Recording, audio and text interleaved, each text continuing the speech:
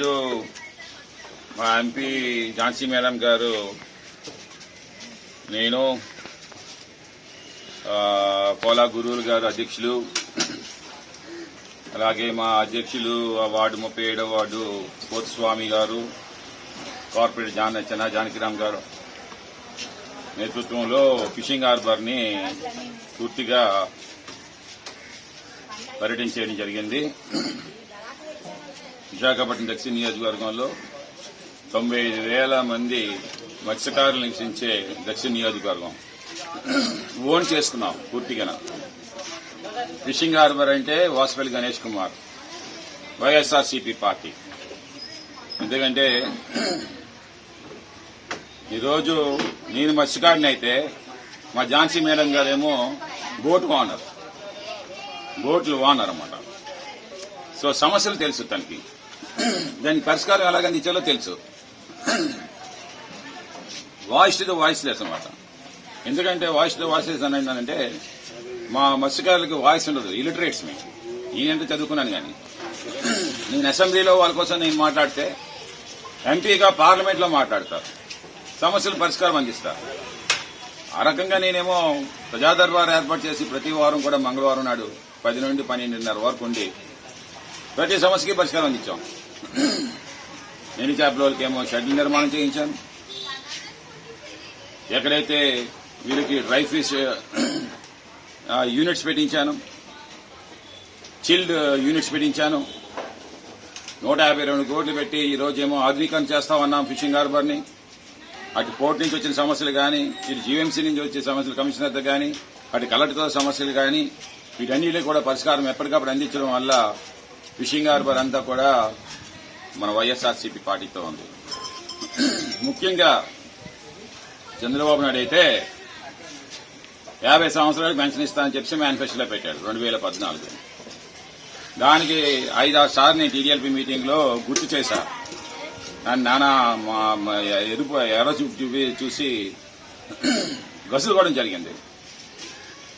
ఇప్పుడుండే కింజరపు అచ్చెన్నాయుడు కూడా నా తొడగిల్లి గణేష్ ఊరుకో, ఎందుకు వచ్చింది అతను బీపీ రైజ్ చేయిస్తామని. ఒక మాటలో చెప్పాలంటే జగన్మోహన్ రెడ్డి గారికి నీకు చాలా వ్యత్యాసం ఉంది. మమ్మల్ని తోలు తీస్తా తొక్క తీస్తా అంటే జగన్మోహన్ రెడ్డి హక్కును చేర్చుకుంటారు.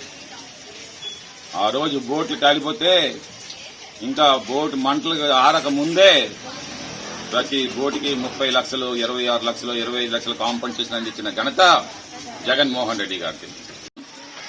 బొత్స ఝాన్సీ గారికి 3 లక్షల ఓట్ల మెజార్టీ వస్తుంది. మా మత్స్యకారులందరూ కూడా అండగా ఉంటారు బొత్స ఝాన్సీ గారికి. నాకు కూడా ఓటేసి గెలిపిస్తారని చెప్పి తెలియజేస్తాను.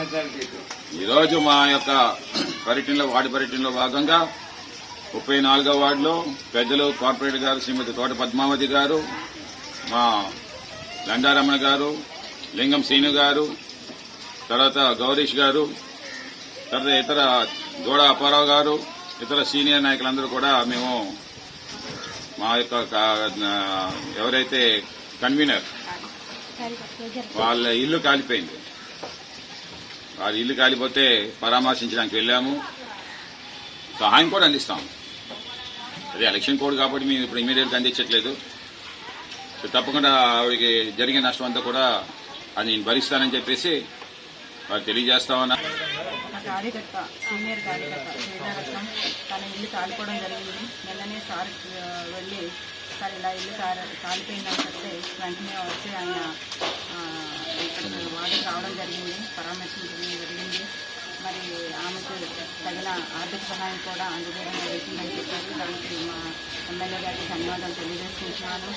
మరి సార్ చెప్పినట్టు సారేమో వాడబలిగా, నేనేమో చెప్పగలిగా. ఇక్కడ 90% అదే క్యాస్ట్ ఉంది కాబట్టి మేమైతే చాలా ధీమాగా ఉన్నాం. మా వార్డు నుంచి అత్యధిక మెజార్టీ ఇవ్వాలని చాలా ఆశగా ఉంది. దానికి నెరవేర్చడానికి మేము డోర్ టు డోర్ వెళ్లి ప్రచారం కూడా చేయడం జరుగుతుంది. మరి జగన్మోహన్ రెడ్డి గారికి సంక్షేమ పథకాలతో పాటు అభివృద్ధి, స్కూలు, హాస్పిటల్, కళ్యాణ మండపం, రోడ్స్, డ్రైన్స్, కమ్యూనిటీ హాల్స్, బోరింగ్స్, గుడి ఏదైనా గుడి ఉందంటే అక్కడ జీవీఎంసీ నుంచి ట్యాప్ కనెక్షన్ వేయించడం, ఎక్స్ట్రా బల్బులు వేయించడం, అంటే మౌలిక సదుపాయాలన్నీ కూడా 34వ వార్డులో చేయడం జరిగింది. అందుకే మేమైతే పూర్తిగా నమ్మకంగా ఉన్నాం. మరి ఈ విధంగా చేయాలంటే ఒక కార్పొరేటర్గా జగన్మోహన్ రెడ్డి గారి పరిపాలన నేను ఉండడం నిజంగా నాకు చాలా అదృష్టం.